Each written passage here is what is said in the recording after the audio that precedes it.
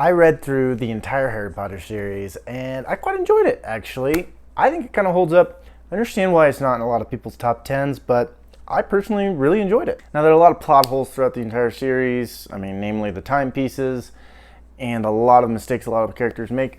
But one of the things that I genuinely liked about the entire series was the fact that despite there being a better decision, characters made the decisions those characters would actually make. So instead of, for the sake of the plot, making them change personalities, they actually stuck with it throughout the entire book, which I actually really, really liked. I totally understand why this series is as big as it is. You love the characters you're supposed to love, you hate the characters you're supposed to hate. J.K. Rowling does a really good job throughout the entire book with this and adds a lot of really, really fun elements. I particularly really like the Pensieve and how she uses it as a storytelling method.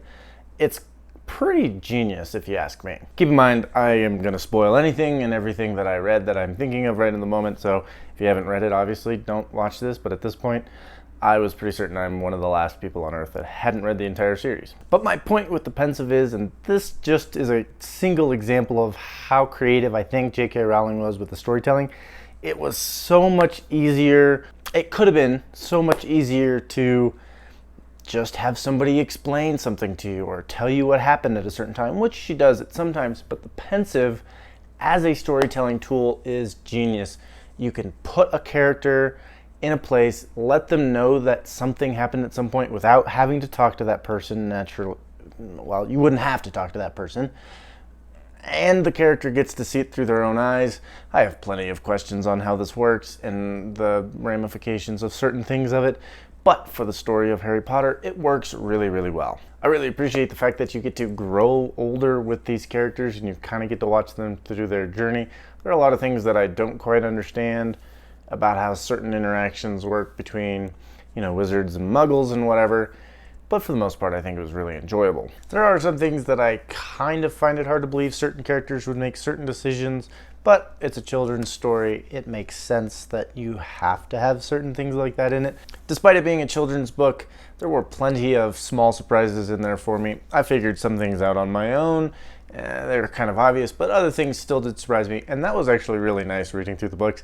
I wasn't able to predict everything that happened. That being said, I was able to predict a lot of things, and that's, I think, just in the nature of it being a children's book, not really made for 20-plus-year-olds like myself. But regardless, I still think it was enjoyable for me to read, even having not read it or known anything about it when I was younger, having just read it this year for the first time, never having watched any of the movies.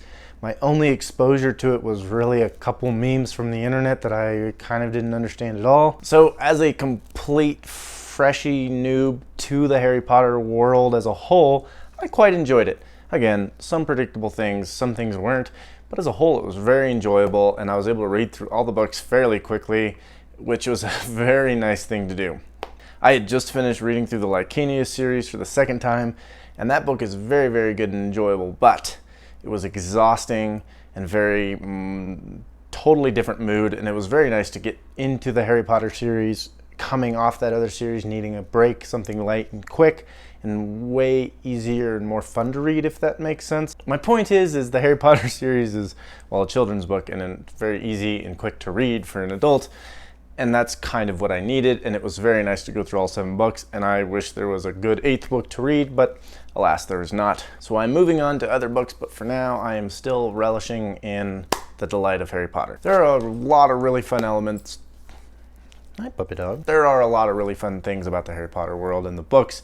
You get recurring characters that you grow to love throughout the series. You get characters added in certain books that you tend to like. There's always an element of something new with the dark arts teacher constantly getting switched around. There's the old wizard. There are a lot of things that I wish were a little different personally, but as a whole, the books are amazing. Honestly, my biggest qualm against the entire series is how at the end of it all, you don't really feel like there were too many really good characters in terms of good to the core, if that makes sense. Dumbledore made tons of mistakes, which obviously you can forgive anybody for making any mistakes. That's the way life works, right? It's just the fact that it's a children's book and that all of the characters that you thought to be very, very good at the beginning of the books turned out to actually not be very nice people in one way or another. Some of them grew out of it, some of them didn't. Really, the MVPs of the entire series is Madame Pomfrey, Mrs. McGonagall, and Hermione. Which really, if you pay attention to the entire series, Harry Potter does very, very little into the entire thing, and Hermione is the true MVP of the entire series. Which I would say that's the one thing that I don't entirely understand, is both Hermione and Harry Potter are coming from muggles, essentially, and have no idea what this world is, yet Hermione's the only one who tends to go above and beyond about learning about it. I mean, if I was an 11/12-year-old who learned about a Magicking world, I would want to learn everything there possibly is. Harry Potter just is kind of willing to be towed along by everybody around him and takes very little initiative of his own to learn anything outside of what he's told to learn, which I guess that could be based on different characters. Some would react differently, but I would imagine that any child coming into this world would want to learn at least a lot in the first year or two of becoming interested in this world.